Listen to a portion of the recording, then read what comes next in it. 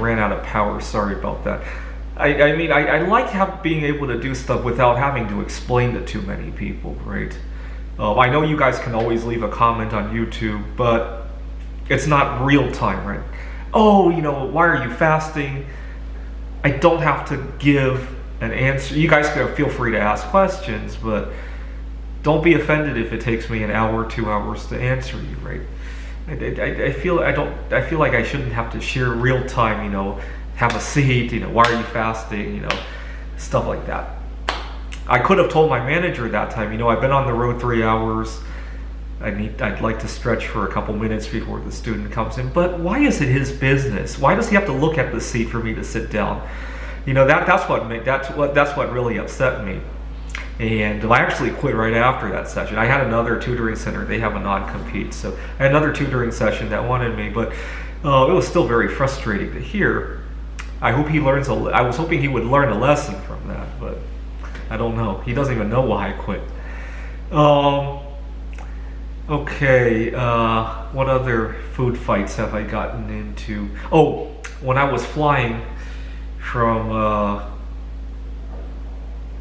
I had a conference in Taiwan one time, and I was hoping to do a 20-some hour fast. I had fasted the night before flying, and then obviously there's nothing on the airplane I could eat, so I fasted from the flight from Seattle to Taiwan. So by the time I got to Taiwan, I was at hour 30, but I didn't have a very good attitude toward fasting at the time.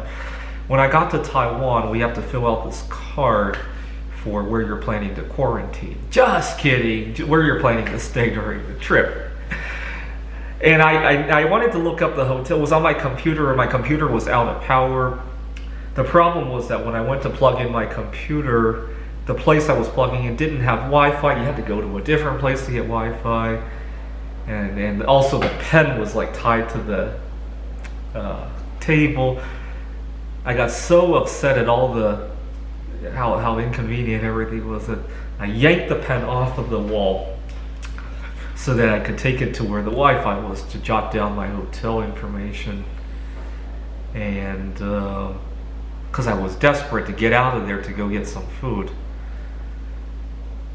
So you can see how many things have food intruded with in my life. It cost me the girls, jobs, vacations, family, my safety issues, right? When I'm going out in the middle of the night, when there's a pandemic, me getting in trouble with the law sometimes. I don't know why I never got a warrant. I thought the police were looking for me that time for the vandalism, right? Legal issues. What else? My health, obviously. My sanity.